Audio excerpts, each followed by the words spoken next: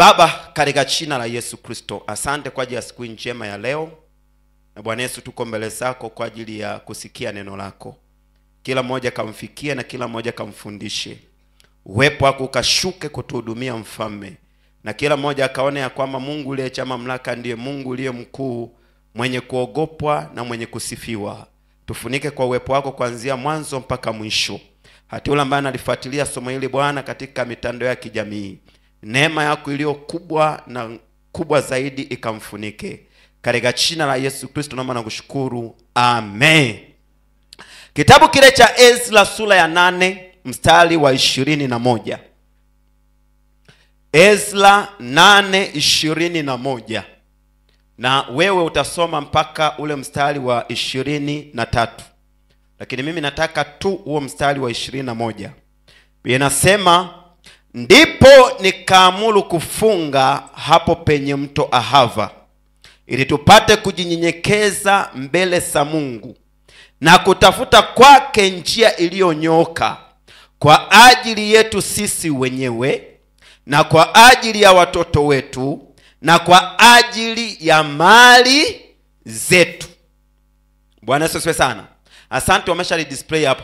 Ndipo nikaamuru, nikalazimisha, nikaagiza. Manake ndipo nikaagiza kufunga hapo penye mto Ahava, ili tupate kujinyenyekeza mbele za Mungu na kutafuta kwake njia iliyonyoka, kwa ajili yetu sisi wenyewe na kwa ajili ya watoto wetu na kwa ajili ya mali zetu. Mali zetu. Kwa hiyo Ezra alikuwa ni kuhani, alikuwa ni kiongozi. Analiongoza taifa kutoka utumwani kwenda katika nchi yao. Na alipokuwa analiongoza taifa, walikuwa wamewahubiri wale watu wa taifa lile ya kwamba Mungu wetu anaweza, na Mungu wetu anatenda, na Mungu wetu anaokoa, na Mungu wetu anatushindia. Walikuwa wamewaeleza utendaji wa Mungu, na wamepata kibali cha kuondoka. Lakini shida ni kwamba safari yao ni ndefu na ina hatari. Kipindi hicho walikuwa watu ambao wanavamia watu katika njia, walikuwa wanateka watu katika mapori. Kwa watu wa Mungu, Ezra akafikiria akasema, tutafanyaje?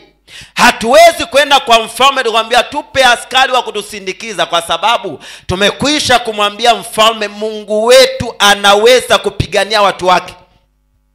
Tumekuja kumwambia mfalme Mungu wetu anaweza kututetea. Kwa hiyo Ezra akaona aibu kumwambia mfalme tupe msaada, tupe watu wa kutusindikiza, tupe jeshi la kutulinda njiani. Kwa anasema ndipo akaamuru watu wafunge. Kwa hiyo maombi ya kufunga yanaweza kuleta majawabu ya maisha. Maombi ya kufunga yanaweza kukutoa mahali akakupeleka mahali. Kwa hiyo unapofunga, Mungu huwa anatokea zaidi na kwa karibu. Kwa watu wa Mungu waliamrishwa kufunga siku 3. Bwana sana. Wakatafuta kwa Mungu njia iliyonyoka, wakajinyenyekesha, wakamwambia Mungu tusaidie. Wakautafuta uso wa Mungu, wakamwambia Mungu tutokee. Na Mungu, Biblia inasema ule mstari wa 23, Mungu akawajalia neema, akawajibu, akawasaidia, akawapa neema ya ulinzi wake. Kwa hiyo na sisi tunaenda mbele za Mungu katika wiki hili, tunajinyenyekesha kwa Mungu. Hata kama una uwezo wa kushinda, hata kama una mamlaka kubwa, hata kama una ufaulu mkubwa, hata kama una mtaji mkubwa, lakini maombi ni njia mojawapo ya kutambua uungu wake Mungu mwenyewe. Unanyenyekea. Bwana asifiwe sana. Yesu alijifunza kunyenyekea. Yesu alijifunza kushuka. Usitembee kwa kiburi kwa sababu ya uwezo wako. Tembea ukijua kila unachokiendea msaada wake unapatikana kwa Mungu. Na Mungu ndiye mwenye kusaidia. Yaani hata kama ungekuwa na utele kwenye maisha yako, maombi hayakuepeki. Bwana asifiwe sana. Maombi hayakimbiwi. Maombi ni maisha. Na lazima tujue kabisa kwamba inatupasa kumomba Mungu usiku na mchana kwa ajili yetu wenyewe. Jambo la kwanza, wengi wanasahau kuomba kwa ajili yao wenyewe. Sasa ili neno kwa ajili yetu sisi wenyewe Maana yake unaangalia mahitaji yako ya msingi. Miongoni mwa kitu ambacho Mungu anakifanya kwa muombaji, anaondoa kabisa ile nafasi ya huyu muombaji kujiombea. Watu wengi ambao ni intercessors, watu waombezi, Mungu hawapi kuombea ya kwao. Yaani unapopiga magoti kuomba mbele za Mungu kwa mambo yako, Mungu kama vile hakusikii. Lakini Mungu anakupa mpenyo zaidi unaposimama kwa ajili ya wengine. Mungu anakupa usikivu zaidi unaposimama kwa ajili ya taifa, unaposimama kwa ajili ya kanisa. Kwa hiyo wewe kama muombezi pia una muda wako wa kuweza kujitenga kwa ajili yako mwenyewe. Bwana asifiwe sana. Yesu alikuwa na muda wa yeye na Mungu, alikuwa na muda wa kujitenga na Mungu. Anamlilia Mungu, anamtolea Mungu maisha yake, anamwambia Mungu mambo yake, anamlilia Mungu kwa ajili ya yale yaliyoko mbele yake, anamlilia yeye aweze kumwokoa na mauti, anamwambia nisaidie. Ndio maombi anaoomba siku ya mwisho kwenye kitabu cha Mathayo 26. Maombi katika bustani ya Getsemane. Yesu analia kwa ajili yake. Haombei tena wanafunzi wake. Anawaambia wanafunzi wake, kaeni ombeni msiingie majaribuni. Bwana asifiwe sana. Ombeni. Kwa hiyo Yesu anaenda anaomba, anamwambia Baba, ikiwezekana kikombe hiki kiniepuke. Anaomba kwa ajili yake, anaomba kwa ajili ya kile kilichoko mbele yake. Kwa hiyo na sisi tunaenda kumwomba Mungu na Mungu atatusikia. Na maombi unayoomba, omba kwa kumaanisha. Bwana asifiwe sana. Usiombe ili mradi. Maombi kama haya ni maombi ya ziada. Mungu anataka ziada ya moyo wako. Mungu anataka ziada ya akili yako. Mungu anataka ziada ya roho yako. Mungu anataka ziada, ujitoe zaidi. Unajinyenyekesha kwa Mungu. Unaanguka na kuinuka kwa Mungu. Unaanguka na kuinuka kwa Mungu. Unaambia Mungu nisaidie. Unaambia Mungu nitokee. Unaambia Mungu nirehemu. Unaambia Mungu nionekanie. Unaambia Mungu wewe ndiye Mungu. Unamwadhimisha Mungu. Mungu atakusaidia na Mungu atakuokoa. Na hatimaye utashinda na utatoka kwenye kila changamoto yako. Nasiwe sana. Kwa hiyo tunaenda kwenye maombi ambayo unaomba kwa ajili yako mwenyewe. Kila mmoja na mahitaji yake. Kila mmoja na kitu ambacho mbele za Mungu anahitaji amsaidie. Kwa hiyo yapangilie yale maombi yako. Mwambie Mungu nahitaji kazi. Hilo ndio ombi la kwanza ambalo kwa wewe mwenye kuhitaji kazi unatakiwa uliweke mbele za Mungu. Mungu nahitaji kazi. Kuna mwingine anahitaji ufaulu. Mungu nahitaji kufaulu. Kuna mwingine anahitaji mke. Mungu nahitaji mke. Kuna mwingine anahitaji mme. Mungu nahitaji mme. Kwa hiyo unapoenda mbele za Mungu, Mungu anakusikia kwa sababu unaomba hitaji lako mwenyewe. Bwana asifiwe sana. Mungu anatamani aone hoja ya moyo. Mungu anatamani aone unapelekaje mambo yako kwake. Unatambuaje kwamba anaweza kukusaidia. Na Mungu yupo tayari kukusaidia, lakini anataka uombe. Nataka uombe. Maombi nitatolea mfano. Ni sawa na mtu anaitwa mkulima. Wanapenda sana kutolea mfano wa mkulima. Mkulima anaweza katofautiana mkulima mwenzake ambaye wanaweza kuwa majirani kwenye mashamba yao. Na wote wana mashamba pengine ni heka moja moja, kila moja ana heka na heka. Na wote wakachukua hatua ya kulima shamba lake kila moja. Na wanapolima lile shamba litaonekana limelimwa, hakuna majani. Kuna mtu yuko serious ameondoa majani, anataka apande mbegu zake. Maombi hayo. Bwana asifiwe sana. Sasa tofauti ni kwamba kuna mmoja huyu ambaye analima shamba lakini hapandi mbegu. Na kuna mwingine ambaye analima shamba na anapanda mbegu. Tofauti hao watu wawili ni kwamba tutaona tofauti yao baada ya muda. Kwamba aliyepanda mbegu kuna vitu vinaota, na aliyeacha kupanda mbegu kuna majani tu yanamea kwenye shamba lake. Kwa hiyo unapokuwa mtu uliyeokoka ni sawa na mkulima, na Bwana anakufananisha na huyo mkulima. Lakini mkulima asiyepanda mbegu asitegemee kuvuna. Huwezi vuna mahali ambapo hujawekeza. Na Mungu leo unaweza kuona maombi yana faida. Kwa nini ombe? Kwa nini funge? Kwa nini jitabishe? Inatakiwa nile, nimemisi supu. Mungu anakuangalia. Mungu anakuangalia. Kuna mwingine anasema bwana, nimetoka maombi ya muda mrefu sana hapa, sasa siwezi kufunga. Mungu anakuangalia. Bwana asifiwe sana. Tofauti ya wewe na huyo mwingine itaonekana baada ya muda, kwamba huyu aliyefunga kuna kitu alitengeneza. Na uzuri wa maombi sio kwamba yatafanya kazi wakati wote uliona. Maombi huwa ni akiba isiyooza, na maombi yanatunzwa mpaka siku ya mwisho, na yanatumika kama kombola la kuipiga dunia siku za mwisho.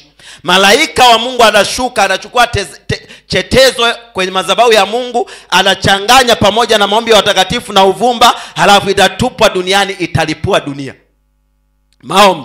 Maombi yanaendelea kutunzwa. Na ndio maana kuna mahali ambapo utahitaji kuomba Mungu akusaidie, lakini akiba ya maombi yako uliyoomba wakati wa ujana wako, akiba ya maombi yako uliyoomba wakati ambapo una nguvu, itakusaidia muda hauna nguvu. Leo mimi kuna mambo niliwekeza kipindi najazwa Roho Mtakatifu. Mungu unapomuomba, Mungu hujibu maombi. Mungu unapoutafuta uso wake, Mungu huwa anajibu. Kwa hiyo usiwe mkulima unayelima bila kupanda mbegu. Maombi ni mbegu. Tuko pamoja pendwa Neno la Mungu nasema ni mbegu, lakini pia maombi ni mbegu. Unajiwekea akiba ya uzima na mafuta ya uishi wako katika siku za uhitaji wako. Kwa hiyo nenda mbele za Mungu, kaombe kwa ajili yako, na kwa ajili yako naombea yote, mahitaji yote. Kwa haya maombi tunalia kila mmoja na Mungu wake, kila mmoja na baba yake, kila mmoja na mbingu. Unganganie mbingu ili mbingu zikubariki, na mbingu zitakubariki, na wewe utashangilia uyaonapo matunda ya kuomba kwako. Bwana asifiwe sana. Mungu yupo, lakini kila anayemwamini, kila anayemtafuta lazima amini yupo. Haleluya pendwa. Na kwamba huwa anawapa thawabu wa mtafutao. Kwa hiyo Mungu anataka uende mbele zake kwa ajili yako mwenyewe. Wewe na Mungu, wewe na mbingu, wewe na Bwana wako, wewe na Mungu wako. Bwana asifiwe sana. Ukalie mbele za Mungu kwa ajili ya shida yako, ukalie mbele za Mungu kwa ajili ya mahitaji yako, ukalie mbele za Mungu kwa ajili ya kesho yako, ukalie mbele za Mungu, kwa sababu yeye Bwana aonaye sirini atakujazi hakika. Mungu amwachi mtu akapotea, Mungu anakujazi. Ila maamuzi ya kujazwa na Mungu yapo kwako. Bwana asifiwe sana. Niwekeo mstari wa 21, usiutoe hapo. Kwa hiyo Mungu anataka muombaji aende kwa ajili yake. Mara ngapi umeenda kwa Mungu kwa kulilia jambo lako? Mara ngapi umeenda kwa Mungu kwa kungangania kila ambacho unataka? Mara ngapi umeenda kwa Mungu unaombolezea kila ambacho unataka? Mara ngapi umelilia hicho ambacho leo unaona ni uhitaji wako mkubwa? Unaona leo ni uhitaji wako mkubwa. Umefika sehemu ambapo unaona kabisa akili yangu nzito. Nasoma na sahau hapo. Na kalili nikinyanyuka, nilo kalili nimeondoka. Mstari ya kwanza umepita hivyo. Kwa neema ya Mungu amekufaulisha. Mstari pili unasoma unasahau. Bwana asifiwe sana. Mara ngapi umeenda mbele za Mungu kwa ajili ya hiyo hali? Ukamwambia Mungu nisaidie. Sitamani kuwa hivi. Sitamani kutembea katika hali. Natamani ninaposoma yakae. Bwana asifiwe sana. Mungu ndiye anayeweza kukusaidia yakae unayoyasoma. Mungu ndiye anayeweza kukusaidia unayoyasoma uyakumbuke. Na kazi ya Roho wa Mungu ni kutukumbusha. Bwana asifiwe sana. Kusahau kupo, lakini kazi yake anakumbusha ili uweze kuyajibia mtihani. Bwana asifiwe sana. Bwana asifiwe. Pili anasema na kwa ajili ya watoto wetu. Kwa hiyo hayo maombi ambayo unaenda kuomba mbele za Mungu, pia omba kwa ajili ya kizazi chako. Haleluya. Na omba kwa kumaanisha kwa habari ya kizazi chako. Usiwe wewe peke yake. Omba. Mwambie Mungu, watoto wangu sitaki watoto wa adui shetani. Mwambie Mungu, mimi sitaki kuizalia kuzimu, nataka kukuzalia wewe. Mtoto wangu akujue, mtoto wangu akuone, na Mungu yuko tayari kukusaidia ili uweze mbea uchumi. Bwana asifiwe sana. Mwambie Mungu, naomba nisaidie.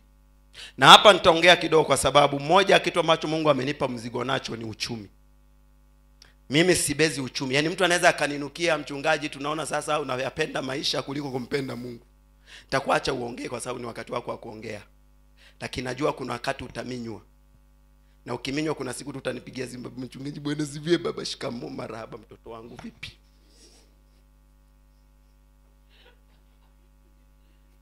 Bwana sio sana, vipi? Uchumi lazima tuombe. Bwana sio sana. Bwana asifiwe. Kwa nini? Kwa sababu agenda ya adui juu ya uchumi ni kumfanya Mpentekoste asiwe na muda na Mungu kwa sababu ya masumbufu ya maisha kwa wakati ambao anaona amebaki nyuma. Dunia tulionayo ni dunia ambayo nawaambia siku zote inaenda kufunga milango ya fursa. Hakutakuwa na fursa za uzembe kama kipindi hichi tunachokiacha. Hakutakuwa na connection. Uncle, niko kwenye interview hapa na wewe ndio mkuu, wewe ndio. Hakutakuwa na hicho. Kila mmoja utaenda kama Mungu alivyokupangia, kwa kumtegemea na kwa kumwadhimisha. Neema yake ikutoshe. Tunaenda hadi wakati ambao mambo yako hayatapita kwa mtu mmoja wa kuyafanyia maamuzi. Yatapita katika mlolongo wa watu wengi wa kuyafanyia maamuzi. Na kila atakayefanya maamuzi kinyume cha maamuzi anayotakiwa atakamatwa.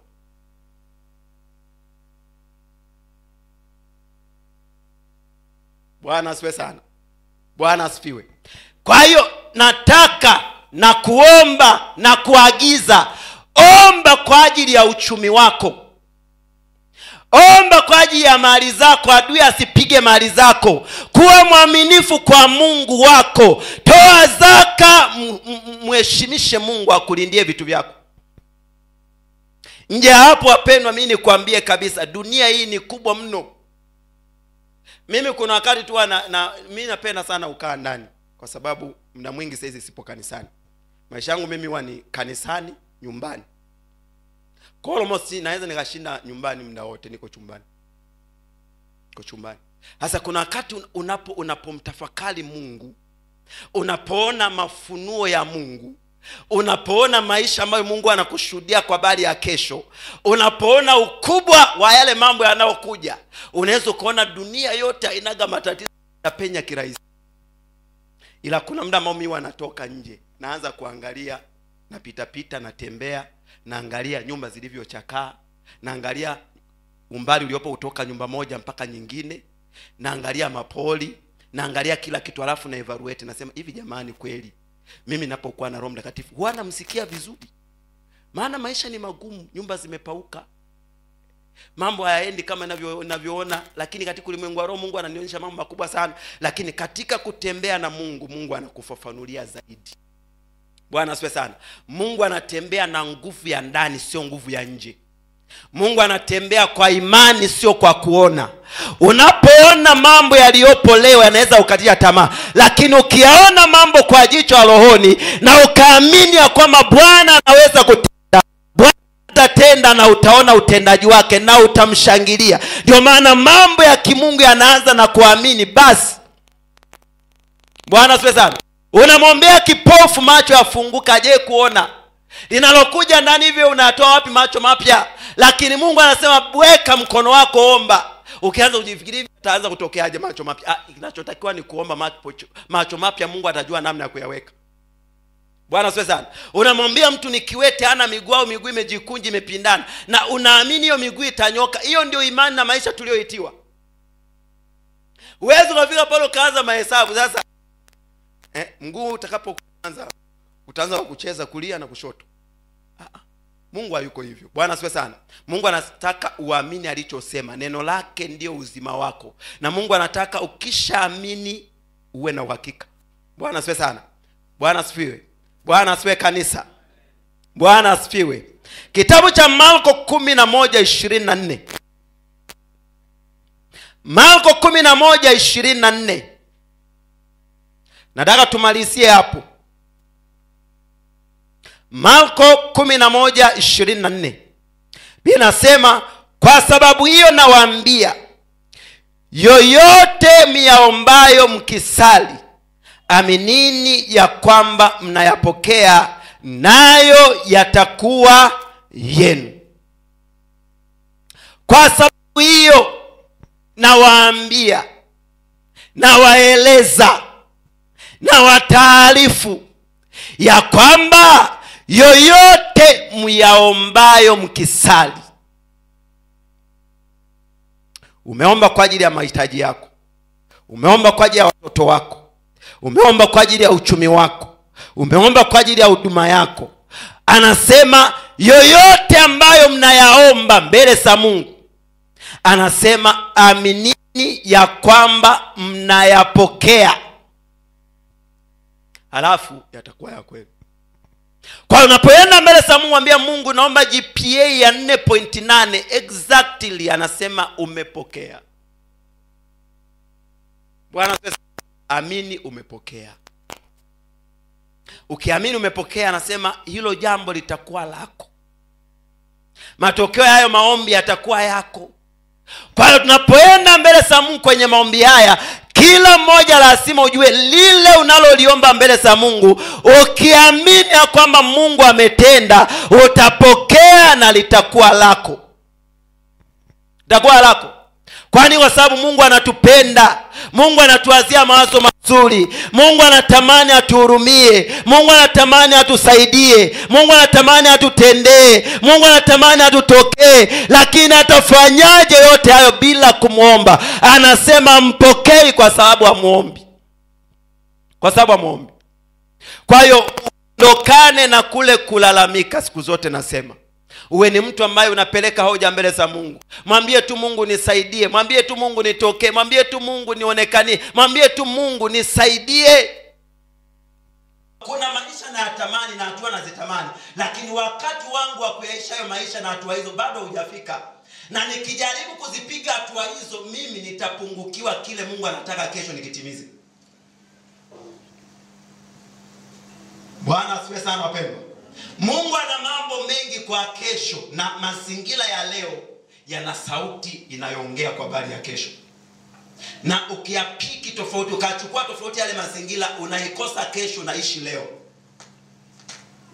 Kwa hiyo nataka tu nikushauri kwa ushauri wa kibaba. Bwana asifiwe sana. Jitahidi sana katika maisha yako kubalance maisha. Tembea vizuri, kula vizuri, kunywa vizuri, ishi vizuri, andaa kesho nzuri. Kuna wengi sana tunaishi vizuri leo, lakini baada ya miaka 7 mbeleni maisha yetu yatakuwa vizuri. Na kwa sababu gani? Ni kwa sababu tulitumia nafasi, tulikula mbegu tulizopewa tupande, hatukuzalisha kwa sababu tulikiona chakula cha wakati ule kinafaa sana. Na mwisho wa siku unauendea uhitaji usioweza kujikwamua tena. Kuna maisha yakishafika, Bwana asifiwe sana, yanakunyima baadhi ya fursa, yanakunyima baadhi ya uhuru. Unabaki wewe ukiugulia na maumivu ya mzigo mkubwa mno katika moyo wako.